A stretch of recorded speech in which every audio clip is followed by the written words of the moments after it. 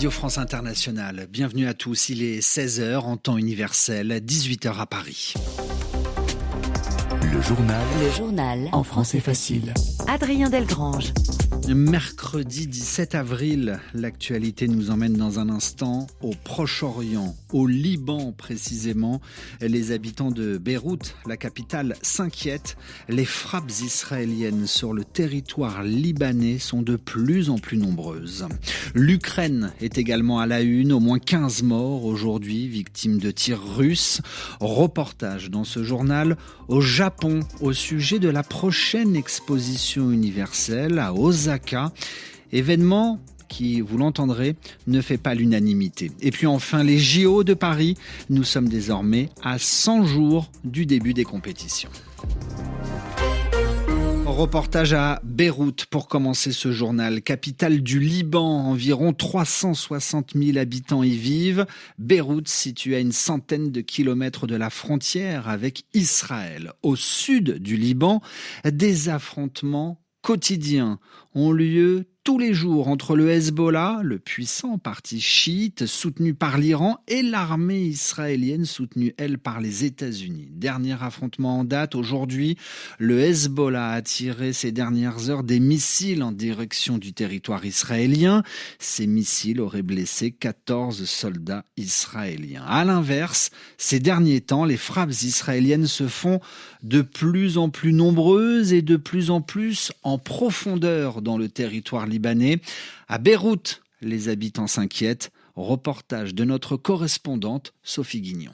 Les drones et les avions de chasse israéliens planent régulièrement dans le ciel de Beyrouth comme la promesse d'une menace. Depuis le 9 octobre 2023, Maïrig, couturière dans le quartier de Mar Michael, ne dort plus sur ses deux oreilles.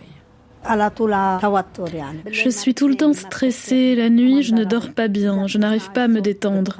Le moindre bruit me fait peur. Tout ça a des conséquences pour mon corps et ma santé. Sans double nationalité ou visa, la plupart des Libanais savent qu'ils ne pourront pas quitter le pays si une guerre de grande ampleur éclate.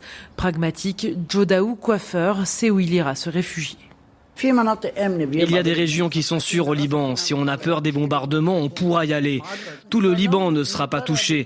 Mais s'ils bombardent les infrastructures, est-ce qu'on a encore un État capable de reconstruire ? Comment on vivra ? C'est ça ma peur. Avant une guerre dont personne ici ne veut, c'est bien la crise économique qui sévit depuis bientôt 5 ans qui arrive en tête des préoccupations. Elie Chalfoun gère une épicerie. On cumule les problèmes. Quoi qu'il se passe, on n'aura plus de travail et les dépenses vont continuer à augmenter.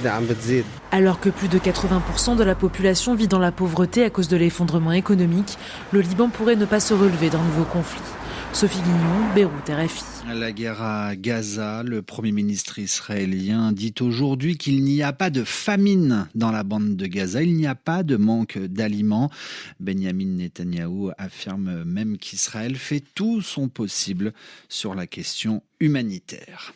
Les États-Unis qui soutiennent Israël, l'Ukraine, Taïwan. Nous apprenons ce soir que la Chambre américaine des représentants va voter ce week-end des textes de loi qui devraient permettre de débloquer de l'argent pour Israël, Taïwan et l'Ukraine. Venons-en à la guerre en Ukraine où au moins 15 personnes ont été tuées aujourd'hui et plus de 60 autres ont été blessées dans une triple frappe russe sur Tchernigiv, grande ville du nord de l'Ukraine.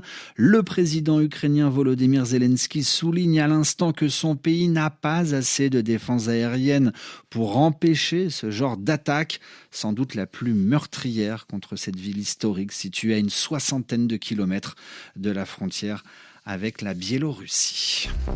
Le journal en français facile. RFI à Tokyo, il est 1h04. Le Japon s'apprête à accueillir dans un an un événement planétaire. L'exposition universelle aura lieu à Osaka, ouverture prévue le 13 avril 2025. L'exposition universelle a pour but de faire connaître les progrès de chaque pays. Elle réunira l'année prochaine au Japon 161 pays pendant 6 mois et devrait accueillir 28 millions de visiteurs. Sauf que de plus en plus de voix s'élèvent au pays du soleil levant Pourquoi organiser un tel événement qui coûte aussi cher ? Le récit au Japon de Bruno Duval. L'accusation revient en boucle sur les réseaux sociaux nippons. Le chantier gigantesque en cours à Osaka est hors sujet et même indigne.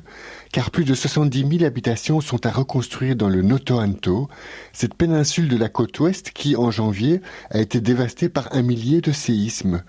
Selon ses opposants, donc, en termes de travaux publics, la priorité nationale devrait être cette région sinistrée et non l'exposition d'Osaka, qui, en plus, par rapport à l'estimation initiale de 2017, a vu son budget presque doubler en raison de l'inflation, ce qui irrite beaucoup de Japonais. À Tokyo également, les avis sont très partagés. Je m'oppose à un tel barnum, ça n'a plus de sens à notre époque.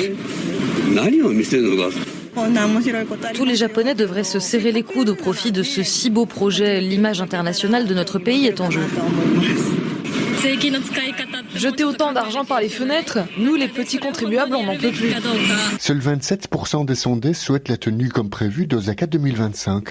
Tous les autres réclament qu'elle soit reportée ou revue à la baisse. Et à peine un Japonais sur 3 compte s'y rendre l'an prochain. Résultat, à ce jour, moins de 10% des 14 millions de billets d'entrée mis en vente ont trouvé acquéreur. Bruno Duval, Tokyo, RFI. Cet autre événement planétaire qui approche désormais à grands pas. Dans 100 jours débuteront les Jeux Olympiques de Paris. Pour le bon fonctionnement de ces JO, les organisateurs ont fait appel aux bénévoles, des hommes et des femmes passionnés par le sport qui apportent leur aide gratuitement pour la bonne tenue des compétitions. Ils seront 45 000. 45 000 bénévoles participeront à ces JO. Ils auront pour rôle notamment d'accueillir, d'informer, d'orienter les visiteurs. Des bénévoles qui n'habitent pas forcément la capitale française et qui ont parfois du mal à trouver un logement. Alors entre débrouille, galère ou alors coup de chance, c'est un sujet signé Baptiste Coulon. David a choisi d'être bénévole et comme tous les autres, il savait que l'hébergement ne serait pas pris en charge. Mais on ne pensait pas que ça serait aussi compliqué. La double peine pour cet ancien sportif de haut niveau handicapé. Il faut trouver quelque chose d'accessible pour le fauteuil roulant, mais accessible en termes de prix aussi. Les logements, ils sont à combien là ? Là, les logements, on trouve rien en dessous de 100 € un minimum par nuit. Ça peut vite arriver à 3 000 € par mois. David sera mobilisé dès le mois de mai. Alors il y a urgence à trouver un toit. Il attend encore une réponse. Et en fonction de cette réponse, là, je me déciderai si je jette l'éponge ou pas, en fait. Il aurait aimé avoir davantage de soutien de la part des organisateurs pour trouver des bons plans, éviter les arnaques et les déconvenus, comme Vincent, originaire de Belgique. J'ai fini par trouver en décembre un Airbnb sur une Américaine et la semaine passée, elle m'a annulé. Elle s'est rendue compte qu'elle pouvait probablement la louer sans passer par Airbnb et plus cher, bien sûr. Mehdi, lui, a eu beaucoup de chance. Il a trouvé la perle rare. Une personne qui proposait son logement gratuitement. Un bon samaritain, j'ai envie de dire. Le bon samaritain s'appelle Julien, il ira au jeu en tant que spectateur. C'est un peu ma manière de le remercier de son bénévolat. C'est important de l'aider pour que moi je puisse participer et puis pleinement vivre mon expérience olympique. Les locations trop chères dissuadent certains voyageurs, alors les propriétaires baissent les prix qui demeurent très élevés, 800 € en moyenne pour une nuit à Paris pendant les Jeux. Et à 100 jours des Jeux Olympiques de Paris ce matin, 450 migrants ont été évacués d'un camp de fortune situé dans la banlieue sud de Paris, à Vitry-sur-Seine. L'opération, attendue depuis plusieurs jours, s'est déroulée dans le calme, selon les associations présentes sur place. Les quelques 450 occupants, hommes, femmes, enfants, ont quitté les lieux peu après 8 heures du matin. Des mises à l'abri sont prévues, précise la préfecture. À la page sportive du tennis, et cette information de dernière minute, le retour perdant de Rafael Nadal, le joueur de tennis espagnol descendu à la 644e place, a perdu à l'instant au tournoi de tennis de Barcelone face à l'Australien Alex de Minaur. Et puis du football, nouvelle soirée Ligue des Champions après les victoires hier de Dortmund et du PSG. Les deux équipes s'affronteront en demi-finale dans 15 jours. Ce soir au programme, quart de finale retour entre le Bayern et Arsenal, sans oublier Manchester City, Real de Madrid. Coup d'envoi à 21h heure de Paris, des rencontres analysées et commentées dans un instant par Annie Gasnier et son équipe. L'heure de retrouver à présent Radio Foot International. À demain pour une nouvelle édition du Journal en français facile.